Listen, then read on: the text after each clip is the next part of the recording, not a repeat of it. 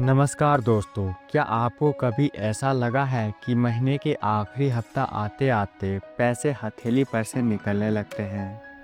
Salary आई, shopping की, movie देखी और फिर पैसे कहाँ जाते हैं कुछ पता ही नहीं चलता। तो इसलिए आज मैं आपको अपने दोस्त रोहन की कहानी सुनाने वाला हूँ, जिसकी लाइफ भी कुछ ऐसी ही थी, फुल ऑफ फाइनेंशियल ट्रैप्स। ये है मेरा दोस्त रोहन, 28 साल का, अच्छी जॉब, 60,000 रुपये महीने कमाता है। पर हर महीने 25 से 26 तारीख तक उसके पास पैसे नहीं बचते थे। क्रेडिट कार्ड की ईएमआई, बाइक लोन, फ्रेंड के साथ आउटिंग, हर जगह पैसा जा रहा था। उसे लगता था कि क्या वो कभी फाइनेंशियली स्टेबल हो पाएगा। तभी एक दिन रोहन, अपने कॉलेज के सीनियर समीर ने रोहन से पूछा, रोहन, तुम्हारे पास कितने इनकम सोर्सेस हैं? रोहन बोला, एक ही तो जॉब है। समीर ने कहा, नहीं, मैं पूछ रहा हूँ, तुम्हें पता है तुम्हारा पैसा कहाँ जा रहा है? रोहन, फाइनेंशियल फ्रीडम पाने के लिए तुम्हें अपने पैसे की ABCD समझनी होगी, जिसमें से पहला है A, मतलब अवेयरनेस, यानी इनकम एक्सपेंस ट्रैक। पहला स्टेप था अवेयरनेस। समीर ने रोहन को 1 महीने तक हर ट्रांजैक्शन को नोट करने को कहा।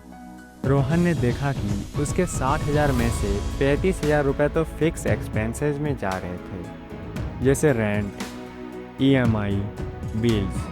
बचे 25,000 में से भी 20,000 रुपये अननेसेसरी स्पेंडिंग में चले जाते थे। दूसरा है B, मतलब बजट, यानी 50-30-20 रूल। दूसरा स्टेप था बजट। समीर ने 50-30-20 रूल समझाया, जिसमें 50% नीड्स, यानी 30,000 रुपये रेंट, ग्रोसरीज, बिल्स। 30% वांट्स, यानी 18,000 रुपये मूवीज़, शॉपिंग, ईटिंग आउट। और 20% सेविंग्स, यानी 12,000 रुपये फ्यूचर के लिए सेव और इन्वेस्ट करें। तब रोहन बोलता है, पर समीर भाई, मैं तो अभी तक 20% सेव करने लायक भी नहीं हूँ। समीर बोला, कोई बात नहीं, 5% से शुरू करो, पहले हैबिट बनाओ। तीसरा है C, मतलब कंट्रोल, यानी स्पेंडिंग कंट्रोल। तीसरा स्टेप था कंट्रोल।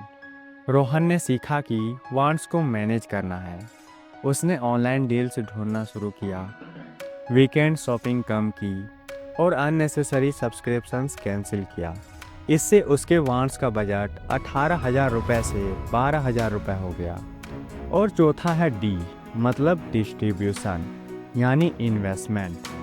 चौथा और सबसे इम्पोर्टेंट स्टेप था डिस्ट्रीब्यूशन। अब रोहन के पास नीड्स में 30,000 रुपये, वांट्स में 12,000 रुपये और सेविंग्स में 18,000 रुपये, यानी 12,000 रुपये प्लस 6,000 रुपये एक्स्ट्रा। समीर ने उसे सजेस्ट किया कि ये 18,000 रुपये को 2 हिस्सों में बांट दे, जिसमें से 10,000 रुपये इमरजेंसी फ़ंड के लिए और 8,000 रुपये म्यूचुअल फंड SIP के लिए। अब 6 महीने बाद रोहन ने अपना इमरजेंसी फ़ंड बना लिया। उसके पास 3 महीने के एक्सपेंसेस का सेफ्टी नेट था। उसकी SIP ने ग्रोथ दिखाना शुरू कर दिया। सबसे बड़ी बात, उसकी फाइनेंशियल टेंशन ख़त्म हो गई। तो दोस्तों, रोहन की कहानी से हमने क्या सीखा कि फाइनेंशियल फ्रीडम के लिए 4 स्टेप्स ज़रूरी है। पहला, अवेयरनेस, मतलब अपने पैसे को ट्रैक करो। दूसरा है बजट, यानी अपने पैसे का प्लान बनाओ। तीसरा है कंट्रोल, यानी अपने स्पेंडिंग को मैनेज करो। चौथा है डिस्ट्रीब्यूशन, यानी अपने पैसे को ग्रो करने दो।